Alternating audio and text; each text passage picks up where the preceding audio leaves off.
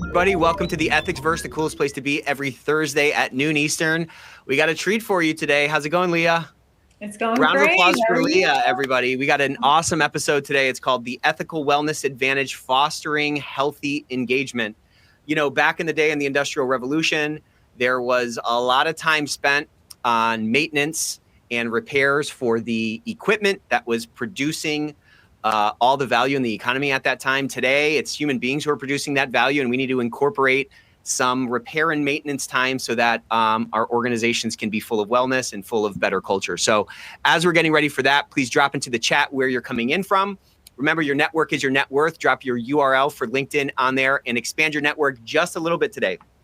Your network's your net worth, neither are big enough. And this is a place to really build that network every single week. So drop your URL in the chat, connect with someone. And you can see on the screen, here is our link tree. If you have not hit that yet, you absolutely should. And you can follow us everywhere you want to be, right? Follow us on our YouTube channel. Our YouTube channel is popping off. We have our replays every single week. We have our podcast on there every single week. Follow us on LinkedIn, where you can see the best clips from our podcast, The Ethics Experts, from the Ethics Verse, our weekly webinar series.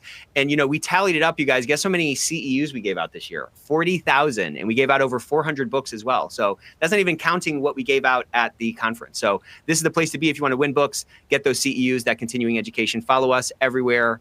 And today we're going to be giving away some more stocking stuffers. Your year as a wildly effective compliance officer from Christy Grant Hart. She was on a couple of weeks ago, had a highly reviewed episode, ton of great insights from that. So we're going to be giving away, you guessed it, 5 of those today because we love you. And then I want to talk about a couple of other books that are out, you know, our ecosystem.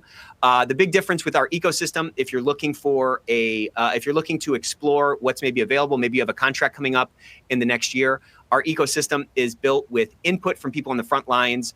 It helps you to close your cases faster, increase your substantiation rate, lower your anonymous rate, and really get that crowdsourced risk intelligence from your organization. So if you're interested in just seeing what's out there, or if you're interested in booking a demo early for this month or early next, next month, we have a year free opportunity as well. So you can really kind of de-risk that transition. And if that's something you'd like to take advantage of, please hit us on the link tree. Or check out the ecosystem. Couple of other great books.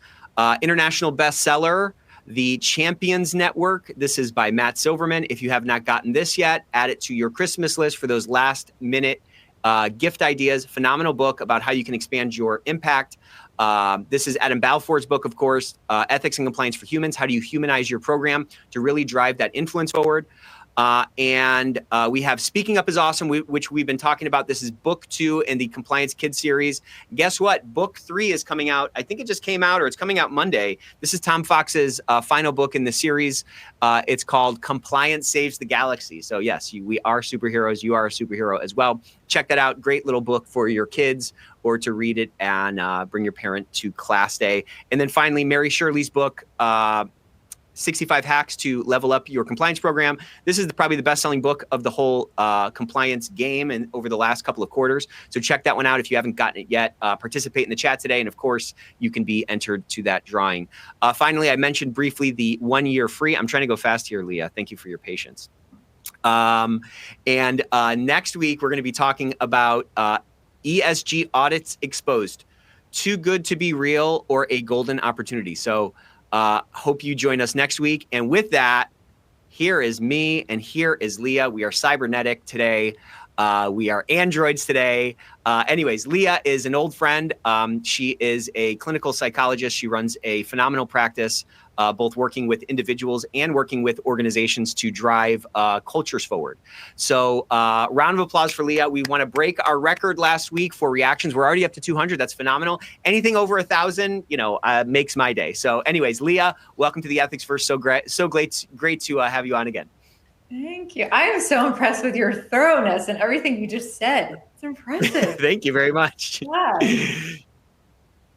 So tell us a little bit about yourself, Leah, and tell us about what we're going to be talking about today. Sure. Well, you kind of gave me a little intro, which I appreciate, but I'm a psychotherapist. I have a practice. I work with anxiety disorders, and I have a sweet spot for working with athletes. I'm a recovering perfectionist myself. I played Division I basketball. So I love working with those go-getters, which is intense inner critics. I also work with organizations, nonprofits, educators. I love working with HR professionals and really professions that require, I think, a lot of compassion and a lot of empathy. So I do a lot of wellness workshops. I do consulting with leadership on how to integrate just wellness into your culture. And I love the diversity that my role gives me. I'm working on the micro level and the intimacy of individual therapy, but then the macro level of just organizations and speaking at conferences on topics all under the umbrella of wellness and mental health. Very good. So, I think a lot of people, not to be too kind of last century about it, but a lot of people hear about this wellness thing and they think it's kind of hokey or it seems like kind of soft. What do people get wrong about this wellness discussion? And how have you seen little tweaks to how people's mindset around wellness ends up transforming things within their organization? Yeah, well, I could count, I probably couldn't count actually the amount of conversations I've had with CEOs and leadership over the last few years where a lot of them have basically said in one way or another, like, oh, well, this wellness thing's here to stay, right? And it's kind of like, well, yes, it always was kind of here. And yes, it is something that needs to stay. But it's interesting how I think a lot of leaders kind of almost take this false ownership of, so I'm responsible for this with who my employees and my team and all this. It's like, no, everybody's responsible for their own wellness and their, self-awareness and all of those things. But as leaders and just as coworkers, we're responsible, I think, for cultivating a culture that includes that and modeling certain things and having our boundaries intact and being effective when it comes to communication and expectation. And so I think that's a big part of it that's often missed. But it's that pressure of like, what do I do about this as a leader? And it's like, well, there's certain things you can do, but let's not take this false ownership. Let's model and let's put in certain things in place that are going to encourage people to step up and be mindful of what they're doing and what they're not doing to take care of themselves. Yeah, I think when we've had conversations around this topic, the feedback that I've gotten from folks is in many cases, it feels like, okay, yeah, this sounds great, but it feels like so big and like, how do I boil the ocean? How do I get this sort of like wellness ethos embedded in the hearts and minds of everybody in the organization? And I think that can start to feel like a really insurmountable task. You kind of talked a little bit about modeling that. How do you help folks, it feels like the answer is to start local, like start in your microcosm and really model those things out. But how do you guide people to do that? We're going to be getting into some tactics here in a second. We're just kind of keeping it a little bit kind of high level from a, kind of framing it out perspective. But how do we help people bridge that gap to not get overwhelmed with how big this kind of discussion might feel? Absolutely. And it's incredibly overwhelming. I think especially as leaders, it's like, where do we go? Where do we start? And I think the first initial thing or place to start is really tapping in and having some self-reflection and self-awareness around, what am I doing? What values does this organization have? Are we actually living truly through them? What am I doing to help with that? What am I doing to hinder that? And I think, because, everyone is taking their cues from their leader. So it's really that reflective point or reflective opportunity for the leader to think, where are my boundaries? Where are my values? Am I creating time for recovery and rest? Am I constantly going and then, burn out? Am I, disengaging because of this? Or am I overly engaging? Like those self-awareness tactics. And I love to walk leaders through that. And that's the start. That's the framework. And then it's that consistent communication and those check-ins that you're doing with your circle, that then you're encouraging that to radiate through the entire organization. And it's not these check-ins to do therapy and these check-ins to take, again, false ownership and be ultra, intimate with topics that aren't relevant or not necessary for in the workplace, but it's about that human component of just, how's it going? How are you taking care of yourself? How are you recovering? How are you doing this? Talking about things that you yourself are enjoying and boundaries that you're setting, because people are listening. And that's incredible modeling. It's not, still that glamorized effect of I'm working myself to the bone. I had a vacation last week, but I worked most of the time and I only had a little bit of time to just kind of be there and then I couldn't focus. Like, that's not cool. Like, that's such a, it's such a time when people need to like take a step back and be like, what are you doing? And then what are you trying to, pan off as like, I'm a badass. That's not how it should be. Yeah, but why is it like that? I mean, I feel that pressure sometimes. Yeah. It's almost like I don't want people to know that I'm like actually enjoying myself while they're working. Like if I take vacation and other people are not on vacation, I just feel like this kind of guilt, Yeah, you nailed it. I think guilt is such a motivator with that. And again, too, just talking again about just aligning with our inner critics, right? We have these inner critics, we have these almost protectors, if you want to go there, that are just pushing us and pushing us and pushing us for this fear that we're going to lose momentum, for this fear that we're going to get behind or crash and burn, or everyone's going to think that we're being lazy or we're not a team player anymore, or we're, missing opportunities. And I think that sense of urgency that a lot of us, I'm guilty of it too, we've just kind of adopted as our framework. It sets us up for that just up and down and this, living reactively rather than proactively. And I think that's really dangerous. And that's really dangerous for then what we're modeling. So I think it's also, it doesn't have to be feast or famine. And I think when a lot of people, it sounds like you and me as well, like go-getters, we think of recovery, we think of, well, then I'm not productive. Then I'm not doing anything that's like helping my cause or, nourishing my business or nourishing what I'm doing. I'm not self-improving anything. And I think having, again, those opportunities for reflection, self-awareness of like, well, do I physically recover if I'm on an intense workout, which I know you just did you had an intense achievement workout. So it's like, am I recovering mentally and emotionally as I need to do or have inserted for my body when I'm training for something, or even just have my regular workouts? It's the same type of tactic, and we're not getting that. And that's when it's just that mental exhaustion and that we're prone to that multitasking and urgency all the time. And I don't think we're consuming a lot, but we're not processing and actually retaining and then implementing as much as I think we would like to or think we are. Yeah, I think that's right. I think we probably think we're doing a lot better than we are. But I mean, it's like there's so many parallels to draw from the physical. You hear about you hear about somebody who's like a weightlifter or something, and they're always talking about sleep, and they're talking about like your body only grows when you're sleeping and you're recovering. That's really where our minds can heal. It's really where the connections that we've been, the problems we've been working on can be worked out in our subconscious when we're resting. And it's like if we don't give ourselves time for that, we end up kind of creating this vicious cycle that I find myself living in it despite these kinds of conversations and despite my sort of desire to incorporate these sort of wellness practices into my own life. How do you think we can kind of balance, like, how do we balance this thing that we're talking about with the need to like drive things forward? Or how do we kind of like provide that attention to individual team members on that human to human basis while still create a high performance culture that's driving change forward? Like, how do we hold both of those two things that might seem, at least to me, in some times like contradictory or mutually exclusive or something?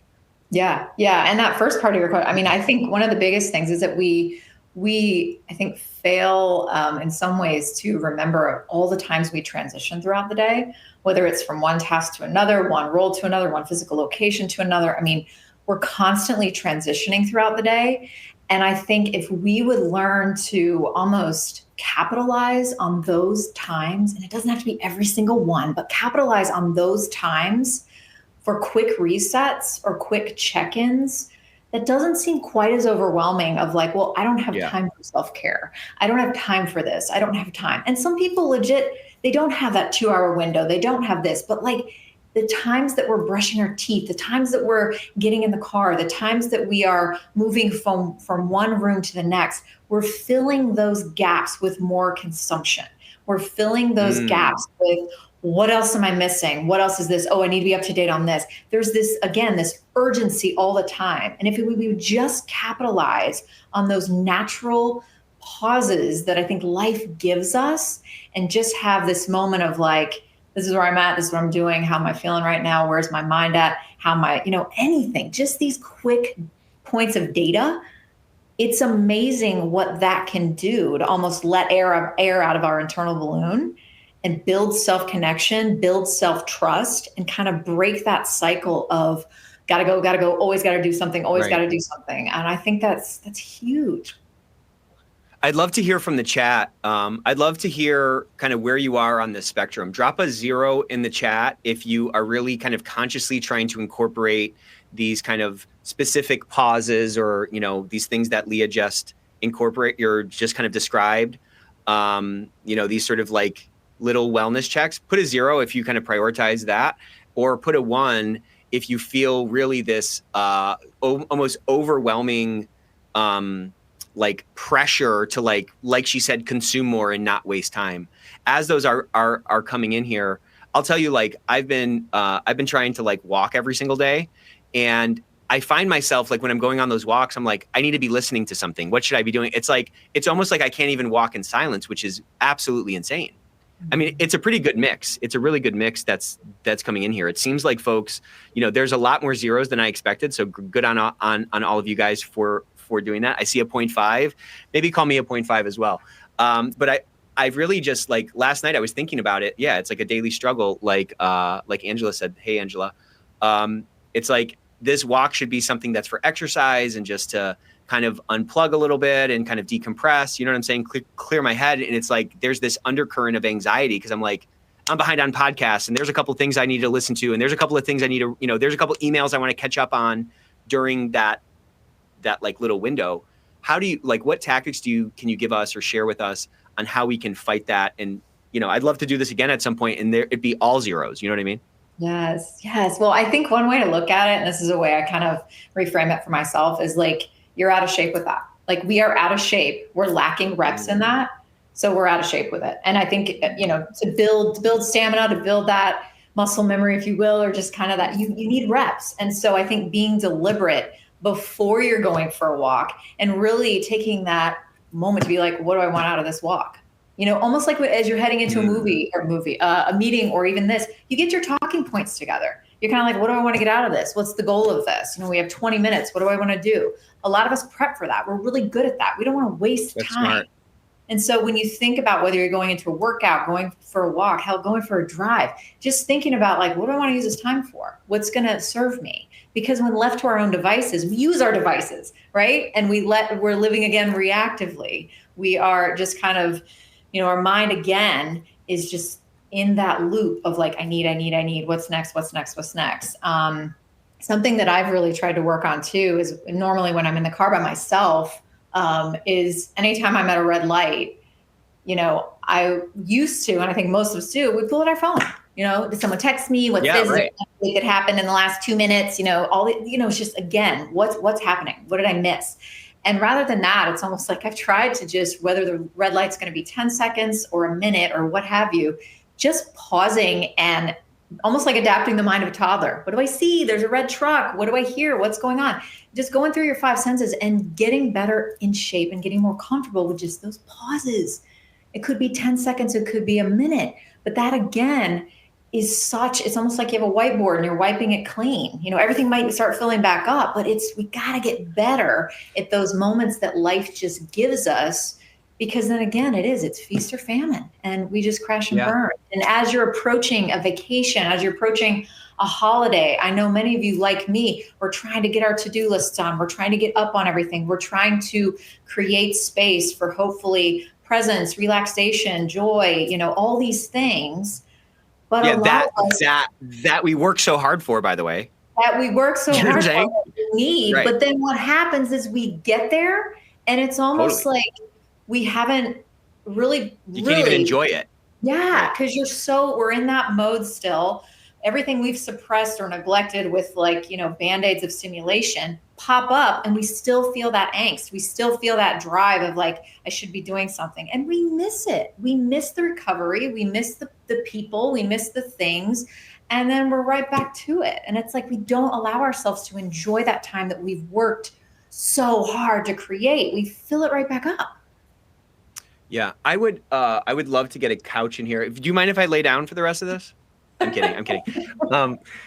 But, somebody in the chat said, how crazy is it that we have to plan our downtime? And I'd love to hear your kind of reaction to this. But I mean, at some level, we've kind of been victimized. And I'm a high agency person. I don't believe in victimhood that much. But like the world we're living in right now, none of us individually like created this thing.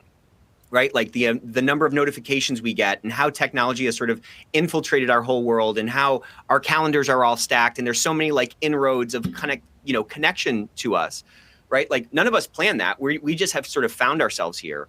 And to the extent that like the world has moved on or kind of moved to this new place that we find ourselves living in, we have to take steps, to your point, ourselves to counterbalance that, because it's not sustainable. You know what I'm saying? Like working hard all year to create a great Christmas for your kids, only to be stressed out because the goals you had to get done by the end of December aren't done yet.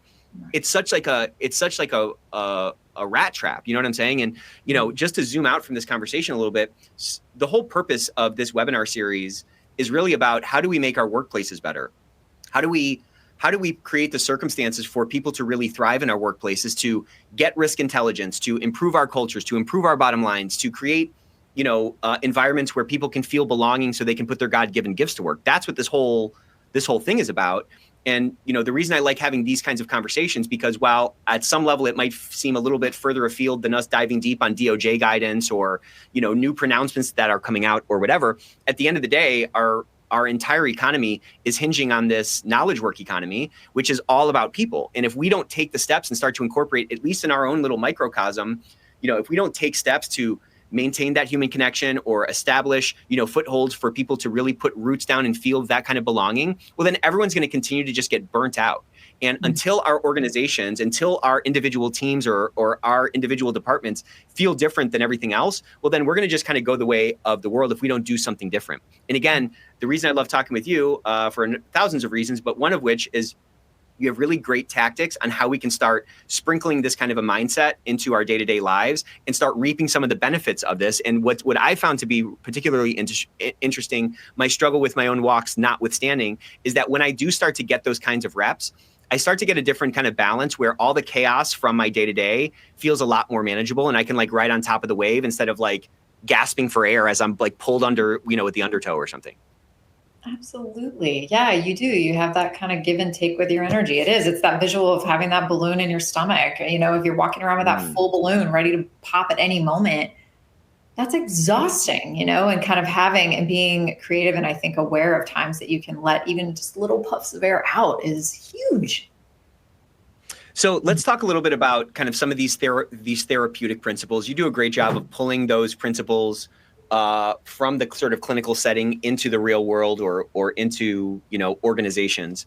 Like how do these therapeutic principles like psychological safety or, retention communication, nonviolent communication, how do these help create healthier environments, and how do we use better business speak to introduce these things that start to kind of work for us to others in our company?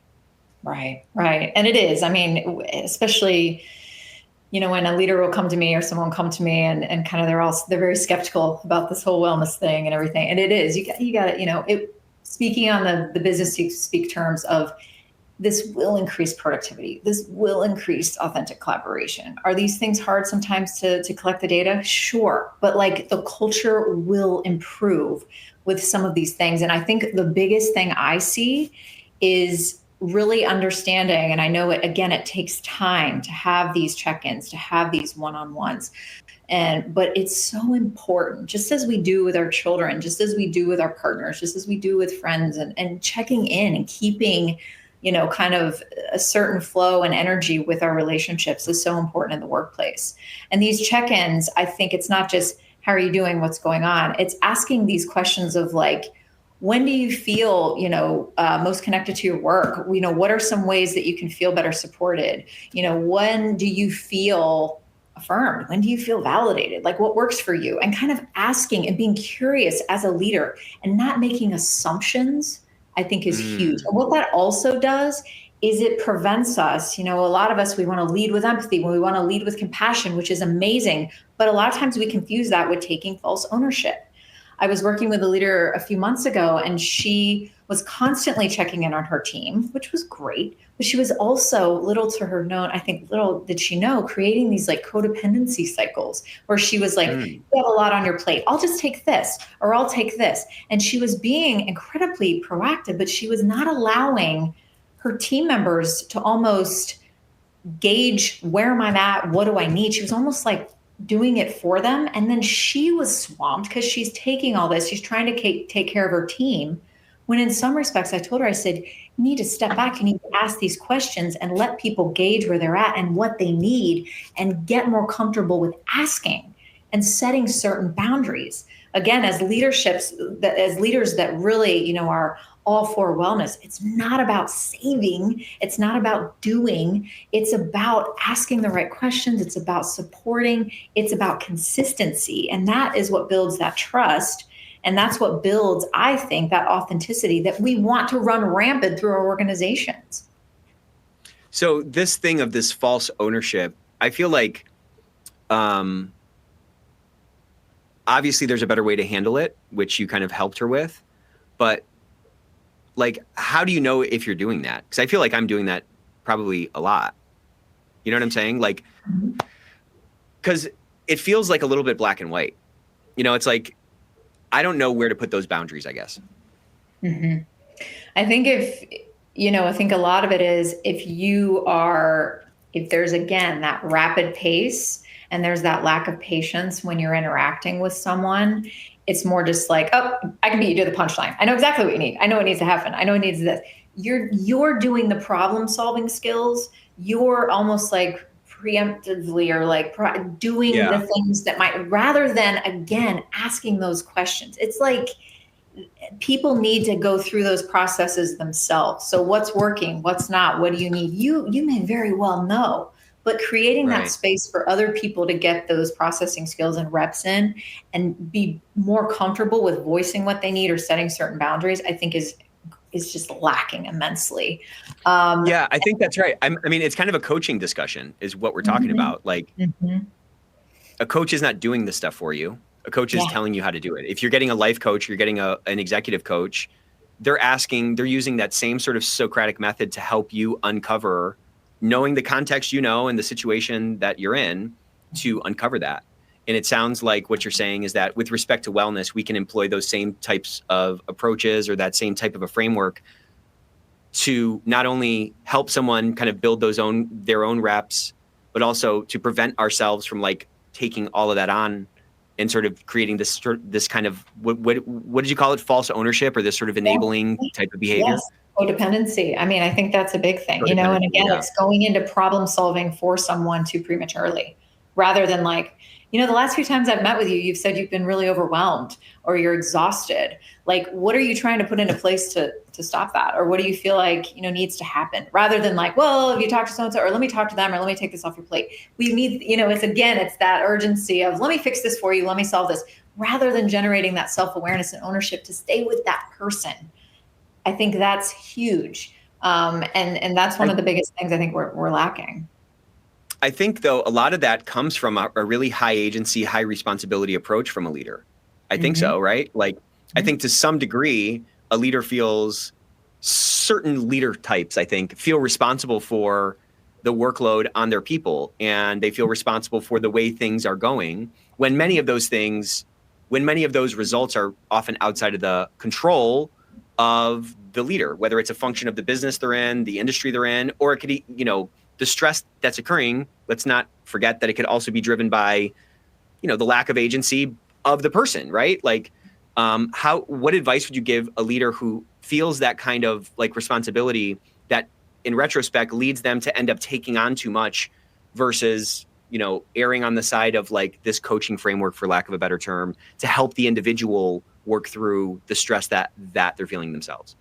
Right. And I think one of the biggest indicators, and it takes a lot of deliberation, it takes a lot of self-awareness, but just recognizing if you're quick right out of the gate to give advice, if you're quick right out of the gate to just, you might go into problem solving mode, but if you're just so quick to start, throwing that out, rather than, again, almost being that space creator, and allowing that person to voice some of that. I think supporting and not solving. And I think, that doesn't mean that it's a passive approach. That doesn't mean that, again, you're taking all this time and working through something with somebody. What you're doing is you're trying to motivate. What you're doing is you're trying, again, to help them understand what needs to happen, what doesn't need to happen. Yeah, you're right. I have been exhausted the last 3 months and I haven't really done anything about it. I'm just kind of waiting for someone to do it or until I just completely fizzle out and disengage. And that's where I want leaders, I think, to be more aware of the ownership and the motivator that you can be of like, well, how are you taking care of yourself? Or there's been a consistency with this. How can I support you? Not what can I necessarily do? Because as well, sometimes when we give advice, we know exactly what someone should do. They don't do it. Right. They have to come up with it. They have to put their own flavor to it. And that's where that questioning, that's where that curiosity, that's where that motivation as leadership, and even as colleagues, I think really needs to come in. Yeah, I think you're right. And, again, I just want to keep kind of coming back to like start local. The most local place you can start is not even your own team. It's actually inside your own head. You know what I'm saying? If you start to put these things into practice and can downshift a little bit and kind of, rise above the chaos, however you want to kind of talk about it. And you can start to push out that energy to your team. Like you're just never going to change your company's culture unless you change your local culture, which is never going to happen again until you sort of change your own outlook. You know what I'm saying? The lens through which you see the world. There's some really good questions in the chat here that I just had one, but I just lost it. Here's one. There's this FOMO thing. So Beatrice, hey Beatrice, this is great. There is that FOMO phenomenon, which is illusory because as soon as you make a choice, you miss something. And for example, when looking at your phone, you might just miss your child's first step. You can catch up on your emails, but their first step won't come back and the feeling that goes with it either. Again, what do we do in the moment to do that? Like, what are some actual tactics that we can employ? Is there something beyond just putting our phone on do not disturb? Is there a mindset that we can is there a mantra we can say? Is there like some kind of a mindset that can remind us that the work is never going to stop and that there's no kind of destination for this journey that we're on? Like, how do we actually navigate through this, especially as we're coming into this crunch at the end of the year where we're trying to balance family and launching next year and all that other stuff? Mm-hmm. Yeah. And it is. I mean, a lot of you probably time block just as it is, which is a wonderful tool. But thinking about time blocking and really reducing, the drive to multitask, really reducing and being like very strategic. And I know not every day is that wonderful and we can just follow this roadmap. I mean, things happen.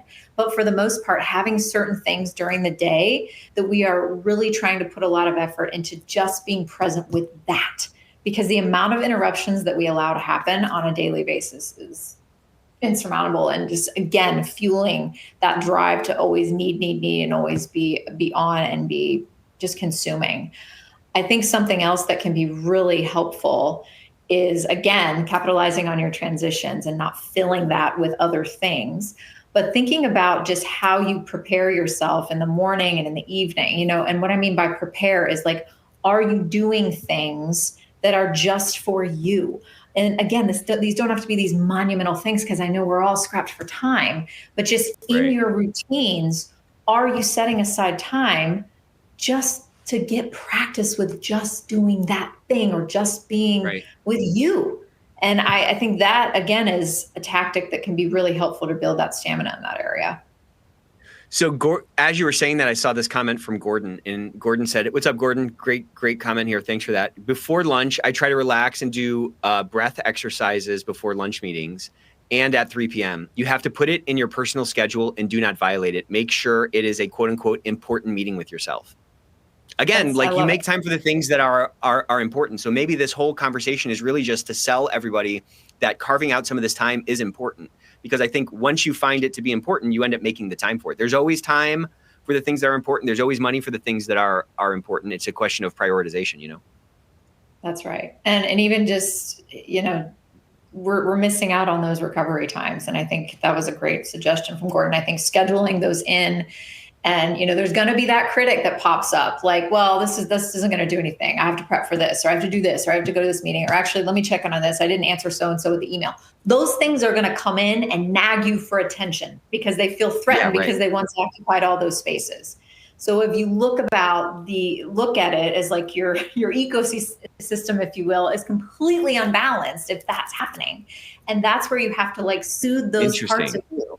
You don't try to get rid of them. You have to like almost align with them and say, you got to trust me. If I don't check this email right now, historically, I don't forget, or historically, I'm not going to like quit my job and just go off into the sunset. Like I am good at completing things. I stay on track. So this 5-minute hiatus or this workout that I'm about to do, I got to trust that I'm going to be able to recover and rebound and get back into work mode. And I think we don't have that trust within ourselves that we're going to be able to do Interesting. that. Yeah, that's probably kind of at the root of it, right? It's like if I never have to take off my armor, then I never have to be, I never have to worry about getting attacked or something. You know what I'm saying? It's like, well, I can put this armor right back on. I can get back into work mode. I don't have a long history self of, failures or, whatever. So Right. let's talk a little bit about tactics that folks can use to assess their current like workplace well-being and like other risk factors. What sort of things should they be looking at either on a macro basis across the whole organization? Because some of the things we're talking about are like, infecting like cultures, most cultures across like our entire economy. You know what I mean? So like, what are, how would you, like what kind of frameworks or lenses or what kind of things would you give folks to look for in terms of like finding risk factors or well-being factors within their either macro culture or their local kind of department or team culture? Sure. I think just, first and foremost, paying attention to just the words that are being used, the tones of conversations, if those have changed recently. If we're looking at individual team members, I mean, we can normally physically tell if we're paying attention, just some physical shifts or just that look of exhaustion all the time, or kind of that look of that flat affect, right? Disengagement. I think mood swings, irritability, that constant, like, I'm swamped, I'm overwhelmed, changes in relationship and workplace dynamics is a big one too, that leaders can pay attention of, or just, so there's a lot of things that, you have to pay attention to. And a lot of times you gain those or gauge those through check-ins, but it's like you said, if someone starts kind of this negative spiral and kind of is reframing things or creating these false narratives, or they're just not taking care of themselves and they have a lot of resentment, which in my mind, anytime that I have any type of resentment, I used to channel it outward and be like, well, someone's not doing this for me, or this isn't working, or this. I used to kind of look for external outlets. That wasn't effective. And now it's harder and it's more uncomfortable. But when you think about if you're ever resentful, your boundaries aren't strong enough. You're not making certain changes, or you're not doing the work to change something, and it's fueling resentment. And so I think, again, as leaders and just in part of being team members, looking for those changes and paying attention to them. And that's when I think some of those questions to certain individuals or certain groups can be like, coming at it with curiosity. How do you feel like things are going? What's working? What's not? And not just making assumptions, but using the data that you're collecting and finding out about it. Taytana Foster just said, use one of those. She had a comment, so maybe you stole this from her. Just kidding. Language I use with my team can sound like, what do you need to feel supported? Sorry. I'm learning to read, guys. Okay. What do you need to feel supported, or what do you want the outcome of our conversation to be? How do you get there? I love those kinds of questions. Those are how and why questions that are by their nature very collaborative, and they're very open, right? Those are very open kinds of questions, and framing out a conversation with those kinds of questions, I mean, it signals so much to the other person that you're talking to, right? It signals that these things are important, that I want us to get there. I want us to have that same kind of an outcome. And it really does sort of carve out some space for that human being in that conversation, in addition to whatever task list we're all kind of fighting through. Right. And, those types of conversations and being in that mode as a listener, as kind of creating that space, it takes a different level of energy, right? You have to maintain presence and really that effective listening. And that's a lot. And so you have to be in a space where you can actually do that. And so a lot of, HR professionals or people that I work with kind of in this field will say, well, we have an open door policy, or I have an open door policy. And I want to be like, ooh, how's that working for you?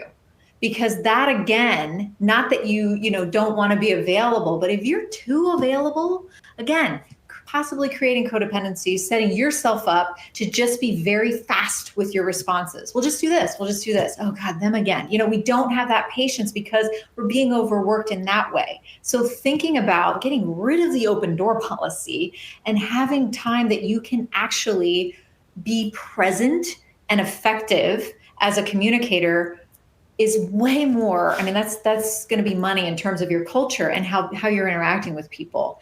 I can remember, and you know this is years ago now, decades ago, that I was in grad school, and I can remember a professor, frantically going into his office, probably because we had a paper due the next day and I hadn't started or something. And he's working at his desk, and he's writing something, and I barge in, and I'm sure I have urgency and angst all over my face. And I'm like, hey, I need to talk to you. Hi. And he calmly, I remember this, he calmly looked up and he said, Leah, I can tell what you have to say is really important, but I'm not going to be able to give you my full attention right now. I have to finish this, but let's find a time that you can come back later today so I can, really be present with you. And you can say that. You can say that. Yeah. Huh? You can put those words in that combo. Huh? He could have. I didn't take that class. Yeah. He could have multitasked that. He could have kept doing what he was doing and kind of been like, yeah, Leah, no, I'm sure you'll do it. You turned in the other papers, right? Yeah, you'll be fine. Just, read the article again, do that. He could have done that. And I would have left probably feeling like, okay, and a little frustrated. Okay, and I guess I talked to him. I guess he didn't have time, whatever. But I felt really respected after that. I felt like, wow, okay, even though he couldn't help me now, he's going to help me later and be really present. And so thinking about that with our teammates, our children, and I know it doesn't always get like that. Some things are really urgent, but I think it is one of those things where have that self-awareness to set those boundaries. And look what he modeled for me at age 20, right, that I have tried to implement with myself, because I get stressed out. I get short. I'm not patient when I'm trying to do too much. And especially when I'm trying to multitask when people are involved. I don't believe that, but okay. I don't believe that you get short and impatient, Leah. Come on now. Okay, so tactics. Let's talk about tactics folks can use to, we're talking about tactics that they can use to assess their workplace. And I want to talk a little bit about kind of these 3 different levels of engagement, because the impact that we can have, just from a straight econ perspective, better cultures end up translating into these positive externalities, bottom line expansion, sales growth expansion, essentially from employee engagement expansion. Like when employees are more engaged, you're going to get more of their effort. You're going to get more of their genius. You're going to get, a team that's sort of like on the field running harder. That's really the kind of main basis for this. So it's hard for us, back in the industrial economy, it was easy because a machine would just sit there and a machine wouldn't have good days and bad days and wouldn't fight with its wife and its parent wouldn't die, right? Like it was just kind of there. Now we have so much more sort of, variation and stuff like that. And there are all these different sort of shades of engagement, right? If you look at the global, workplace engagement surveys, workplace engagement is kind of hovering right around 70%. But as you think about engagement, you talk about these 3 different levels of engagement. I'd love for us to kind of talk through these things of disengagement, bad eggs, full on burnout, and like what we can do to like affect people that might be at those various stages. Mm-hmm. Yeah. Well, and I think too, again, not being quick to make assumptions, not being quick to, again, problem solve prematurely for someone, but, as a team member, as a teammate, as a leader, again, acknowledging and kind of sharing what you've observed, especially when someone is already in that stage of burnout or whatever, just like, hey, I've noticed this, or, correct me if I'm wrong, but you've said this kind of over and over. Again, it's that kind of validation or that check-in of, this is what I'm seeing. What do you think about that? Or what would you say to that? And if they say, yeah, that's totally me. Or if they say, no, that's not it at all. And you feel like, I'm going to call you on that. Like, that's when you can say, well, what do you feel like's working? What's not? So I think, again, you evaluating how engaged someone is by your questions, but using the things that you've observed, or maybe some of the things that you've heard, and kind of saying, this is a concern, or what do you think about this? Or this is where you've been. How have you been? And that, again, is showing that compassion. but you're opening that space, I think, for some dialogue, and you're not jumping right in with, well, let's take some things off your plate. Well, let's do this. Well, what with this? Because then you're solving. Then you're solving, and you have that sort of false, you call it false ownership? Mm-hmm, mm-hmm. Is that what you call it? Yeah. Okay. So how do you distinguish, we were talking about in the pre-show how at some level of engagement, people start to kind of build posses. So what are some things that we can like look for to see if that's starting to happen? And like, how do we pull somebody out of that? And like, how do you draw the line? Like in your mind, what is a bad egg and what is somebody that's just disengaged from some resentment due to their own lack of boundaries or some circumstance or something? Yeah, well, that's interesting. I'm curious too, and I'm going to kind of put you on the spot. But like, what are some things when you're referring to kind of the bad egg or the posses? Like, can you tell me more of like some things you've observed? Like, what are you thinking? I think it's like what I see is like there's some level of disengagement. Like someone goes from engaged to like enemy of the state. Okay, like enemy of the state, engage, right? Like that's the whole spectrum. Mm-hmm. I think as somebody moves down the disengagement scale, you start to see different behaviors. And I think that's like, you first start to see kind of an attitude of like, I think at the core of disengagement is an embarrassment. You feel embarrassed about having believed something that turned out to be false, or you feel embarrassed for having like expended extra effort and not gotten recognition for it, or worse, you got nothing for it. You know what I'm saying? There's that letdown. There's almost like a mourning of like how the world should work versus how it does work. There's like a jadedness at the core of it. And so I think as somebody becomes like less engaged, there's that there's like that like foundational resentment. There's an expectation, shortfall that's happened. And then I think folks get to a certain point where they want some kind of remuneration for that pain. Where like the company owes it to me, or I'm going to, fudge I didn't get the raise I wanted, so I'm going to kind of fudge my expense reimbursement thing, right? Like I need to get like a pound of flesh back. And then I think that happens first on an individual basis. And then I think it does start to kind of expand out to these posses where you see these people that are just super negative and all they're ever talking about are like how things go wrong. And well, that's just the way it is around here, right? Like this sort of like passive victim sitting in the passenger seat of the car type of a mentality, almost trying to, ostensibly convince other people around them to take their hand off the wheel and don't be a fool and sort of believe the mission of this organization.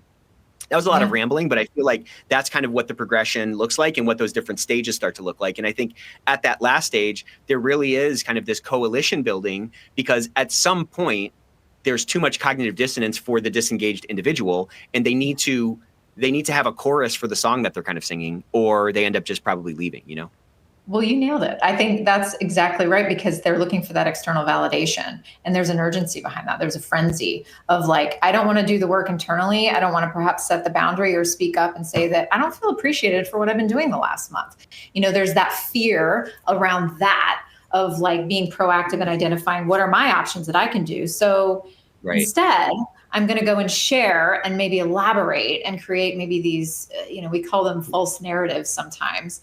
And I'm going to just kind of sprinkle these around the office and see who bites and see who can. Who does this resonate with? Exactly. Yeah. Who's this resonate with? Who makes me, validates me, and then I feel good, and it distracts me from really the internal work that I should be doing. Right. And that becomes kind of their mission. And like you said, it's incredibly toxic for an organization.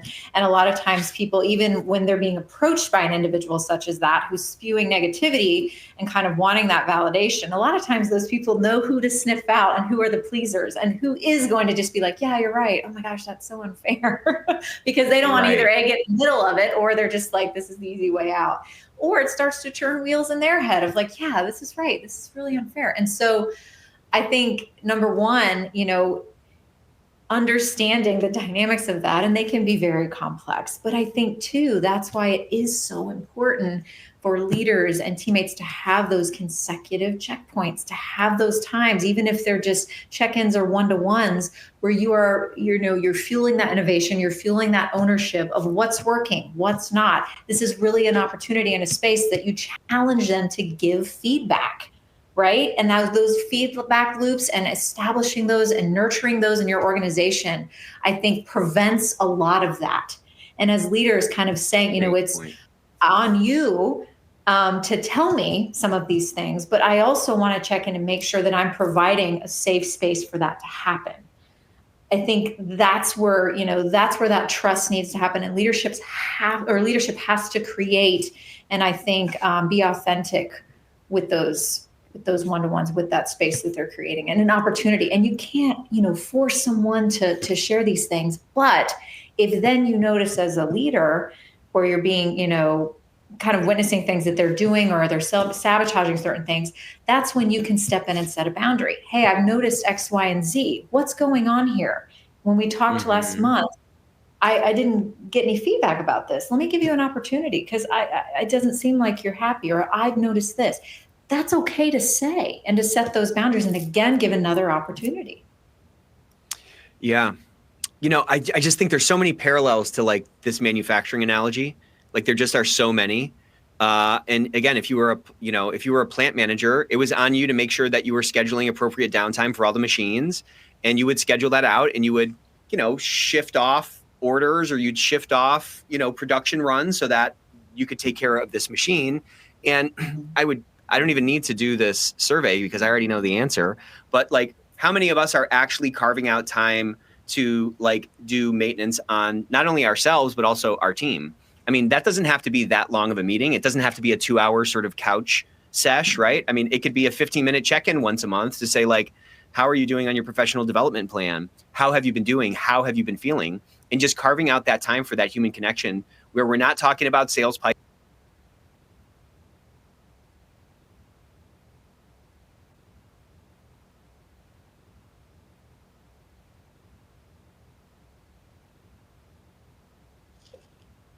Conversation. I mean, it just does so much to your point, strengthen that human to human connection, that human to human relationship. But I think more importantly, allows for the heart that many of us have for our people to actually be manifest in like a tangible way, Mm-hmm. Yeah. And I think a lot of times we categorize that as, well, we're not being productive, but that's where we have to get it through our heads that we are.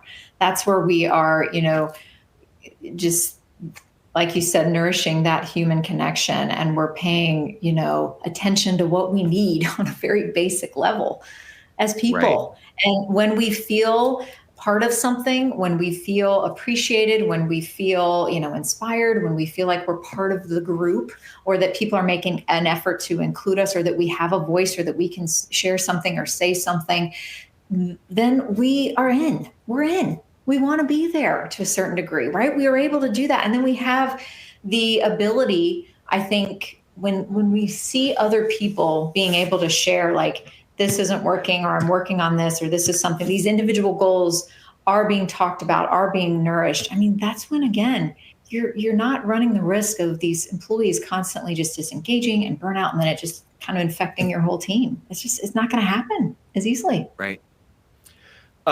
So we've been talking a lot about this thing of like support, don't solve. Mm-hmm. I don't get that. Okay. I don't know how to do that actually. So I know we only have a few minutes, but what advice would you give me? Because I just automatically sort of tend to fall into that solve like motion. Mm-hmm. And I think it's because I definitely want to help. I don't want to see like somebody in pain, but how do we like resist that? Or how do we help ensure that we really stay in that support role where it sounds like that's where we're actually going to be most impactful? Yeah, it is. It's a tough thing. And that's, this is what my book is on, right? So it's supporting, not solving. And a lot of the workshops that I run this is like the essence of what I talk about. And it's not, again, being a therapist. It's not, again, kind of like, well, let's have a 2-hour meeting and let's just, I'll be all fuzzy. That's not what it's about. It's about, too, if you're someone that you're really quick to jump in and solve, maybe just as you're thinking about this and as you are maybe, developing your skills around this, you add at the end of it, what are your thoughts on that? Or what would you challenge me with that? Or does that seem like something that's feasible? And again, that insert of that check-in. Well, here's what I'm thinking. I want to know what you're thinking after this, X, Y, and Z, right? Because so many of us are quick be doing that. But thinking about that first step if you want to practice being more of that supporter rather than that solver and become more of that kind of motivator and not taking that false ownership and giving your team the reps they need, the very first step to kind of steer you in that other direction is validation. And what I mean by validation is when someone comes to you with a problem, or they're overwhelmed, or they're this and that, your first step is to validate. And what I mean by that is that you let them know that I was trying to really process and decode the words that were coming out of your mouth and the nonverbals that aligned with it. And so validation is either paraphrasing, it's saying, no, that sounds like a lot, or, well, tell me more about this because I didn't quite get that.